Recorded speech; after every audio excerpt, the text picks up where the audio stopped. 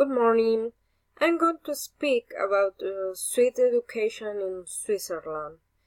I choose this country because I was a student there 1 year when I was 22 years, and I received a scholarship, and I let know the big difference between the Spanish education and the Swiss education.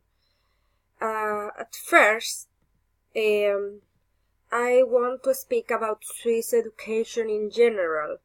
It's international because the school have English as an official language. Also, there are official French, German, and Italian languages. Depends of the cantons in this country. Then also is decentralized. This means that there are 26 cantons with their different compulsory system. They are very, very different between among them. Each of them have their own schedule, department, curricula, methods of learning, structures. Also, I want to speak about some curiosities about in this education, and it's very different from Spanish education. First, they are not uniform there. Nobody use uniform, and in Spain, a lot of schools have their own uniform. Also, the schedule or the hours studying in the school are very, very, very different because they stay only from 8:30 until 11:30, and then from 1:30 to 4, and usually the students go home to for lunch. Although they have a canteen for the student that need to stay there for lunch. Another curiosity is that once a week, only in primary schools, the class decide one afternoon on what day that they don't go to study there. It's free, afternoon or a day free once a week. And this is awesome, no? Because they can choose and they have a free day to relax or to study home. Also, I want to speak about preschool education.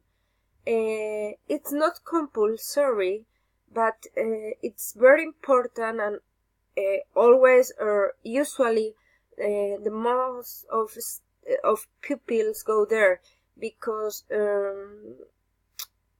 it's prepared for the culture and the system in Switzerland, that it's very not difficult, but it's very different from other countries. Then in preschool they start to study the English language, also their own language, mathematics, or learning to read, but also the system and the structure of this type of education. Primary school, they have got different types of education, depends of the cantons. There are a lot of cantons, but in most of them, normally they start at 6 years, and it's until 11-12 years. Students are separate depend of their languages, French, Italian, or German, and when they finish the primary school, they have to do an exam that helps the teacher and the own student to choose what type of secondary school they need or they prefer. Not only the level of the exam, it's decide their way. Also the parents' recommendations, the self-evaluation of the students, and the evaluation of a professor or a teacher. As you can see, the primary school class is very different from our country because the structure of the class is different. It's more open, more light. They are more relaxed classes, and it's very interdisciplinary because are integrated because they have a lot of subjects at the same time, and depend on the needs or what the student or the people want, they do that. Then if you can see here in this picture, one people are watching chemistry things, another are in the table or in the blackboard with the teacher studying maths, and other are doing cooperative work, speaking, and it's very interactive, it's very cooperative type of study. And they have chairs here, but they have it also, and it's made a relaxing class. Then in secondary school, they are divided according to their abilities, their attention, what they want, and what career they will choose they are going to choose in the future. The 25% of the students go to a secondary school to do the baccalaureate, but there are not only this type of secondary school. There are also some vocational schools with practical education and theoretical education. And it's important to know that in this country it's compulsory study at least 9 years.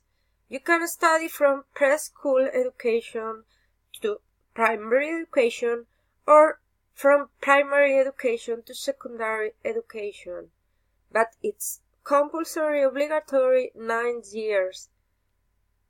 Then I want to say that there are 3 models of education in secondary schools. First, the separate model are separate in different levels, depends on the level of the student. There are advanced levels that it's the most difficult and is prepared to mature schools. Also, it's based on the principle of equal education between all of them. There are a lot of diversity in this type of schools. Another type is the cooperative level. It's based on core subjects, and they are divided in different core subjects, and each study decide what type of core subject prefer to study. Depends of their level. And also, the most interesting for me is the integrative model. They don't study different subjects, but all people of the pupils do the same subject, depends of the level. To finish, I speak about the university. There are 14 universities there, but not only for study different types of career, but also for vocational education. There are 7 associations for vocational education, and it's very, very, very success in this country, their business education system and their tourism system. Okay, I hope you enjoy this this project. Bye.